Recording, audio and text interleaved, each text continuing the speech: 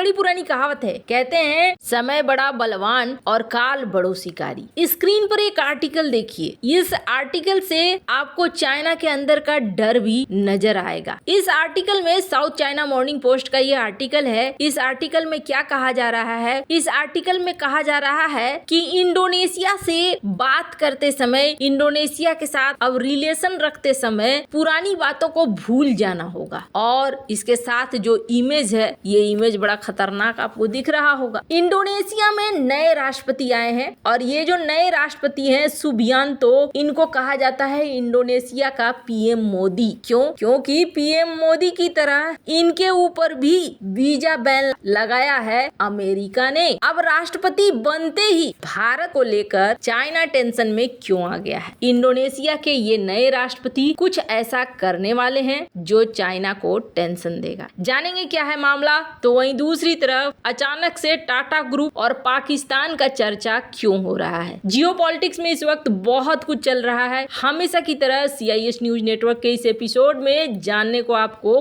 बहुत कुछ मिलेगा। आइए जानते हैं इन खबरों को विस्तार से। टाटा समूह आज की डेट में मीडिया में बड़ा चर्चा में है और चर्चा में आने का कारण समझ लीजिए। वैसे रतन टाटा सर, जिन्हें माना जाता है भारत के लिए बहुत ही अच्छे कदम इन्होंने उठाए हैं। शुरू से आजादी के बाद से भी इस समूह ने भारत के लिए बहुत अच्छा काम किया है और अब तक इन्हें माना जाता है एक देशभक्त उद्योगपति। अब इनकी चर्चा क्यों हो रही है? तो आपको बता दें, टाटा समूह का मार्केट कैपिटल अब पाकिस्तान की पूरी अर्थव्यवस्था के भी आकार से बड़ा बन गया है। टाटा ग्रुप को जो नई वैल्यू है वो पूरे पाकिस्तान की कुल GDP से ज्यादा बन गई है, इसलिए बहुत ज्यादा मीडिया में चर्चा में है। टाटा ग्रुप की कई कंपनियों ने एक साल में भारी भरकम कमाई की है, जिसकी वजह से पूरे ग्रुप का जो नया साइज बना है वो पाकिस्तान की GDP से ज्यादा हो गया है। टाटा ग्रुप का मार्केट कैपिटलाइजेशन अब $365 अरब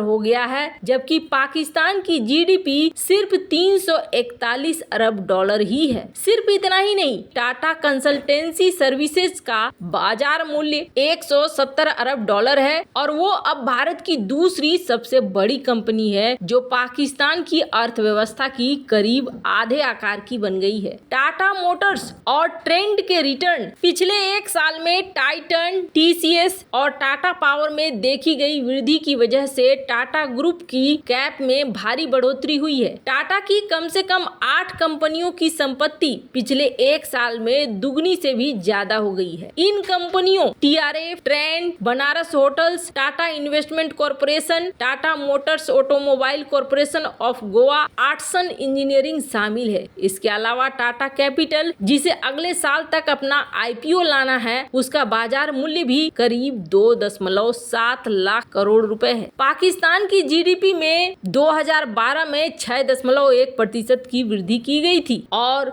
2011 में 5.8 और उसके बाद तो स्थिति खराब ही होती चली गई। अभी कहा जा रहा है कि IMF से अब अगला कर्जा लेना बड़ा टारगेट हो गया है पाकिस्तान के लिए। खैर, जहां अपने एक पड़ोसी का ये हाल है तो वहीं दूसरे पड़ोसी को सांप सूंघ गया है। क्यों?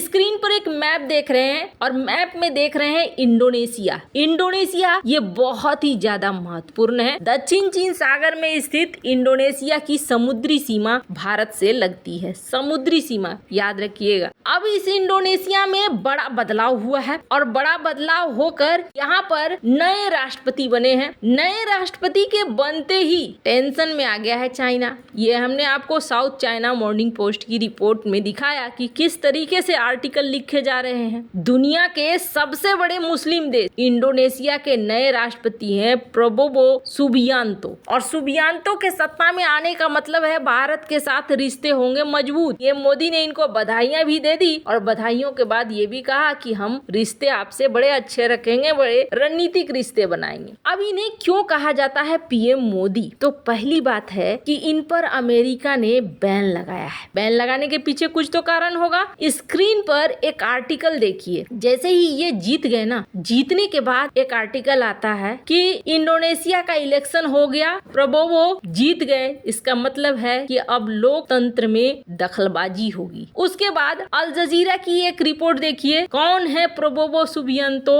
और ये इंडोनेशिया के अगले राष्ट्रपति हैं। और इसके तुरंत पहली लाइन में आर्टिकल में ये लिखा जा रहा है कि जॉन मोहम्मद चिंतित हैं कि इंडोनेशिया की डेमोक्रेसी का क्या होगा। अब आगे देखिए, CNN की रिपोर्ट कहती है अमेरिका के द्वारा बैन किए गए एक्स आर्मी जनरल ये इंडोनेशिया को लीड करने वाले हैं। पता नहीं आगे क्या होगा, क्या क्या हो सकता है। और यहाँ पर भी ये जो आर्टिकल है, इस आर्टिकल में जिक्र होता है 1998 का। और चाइना भी कहता है कि पुरानी चीजों को भूलकर हमें रिश्तों को ठीक करना होगा। क्या हुआ था ऐसा? 1998 में एक हिंसा भड़की थी इंडोनेशिया में, और उस हिंसा में बड़ी संख्या में बताया जाता है कि चीनी लोगों पर कार्रवाई हुई थी। विक्टिम थे चीनी लोग, और कहा जाता है कि जनरल सुबियांतो की भूमिका संदिग्ध रही थी। केस चला लेकिन कोई फायदा नहीं हुआ। सुबियांतो फिर पॉलिटिक्स में आ गए। पॉलिटिक्स में आकर 2 बार राष्ट्रपति पद के लिए उठे, 2014 में, 2019 में हार गए, लेकिन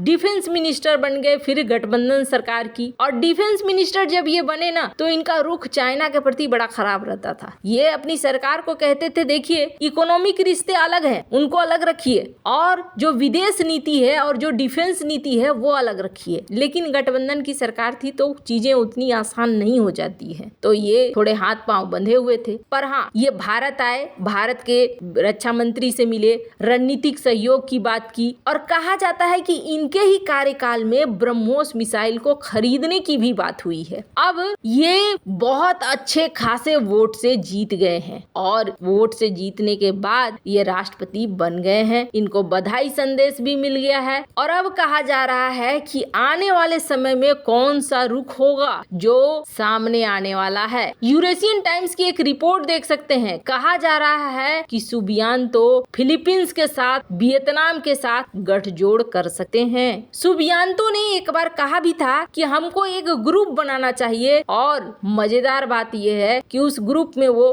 भारत को भी रखना चाहते हैं। वैसे आपको क्या लगता है? इन सब मामले में आपकी क्या राय है? कमेंट कर जरूर बताएं। जल्द मिलते हैं अगले वीडियो में नई खबर के साथ।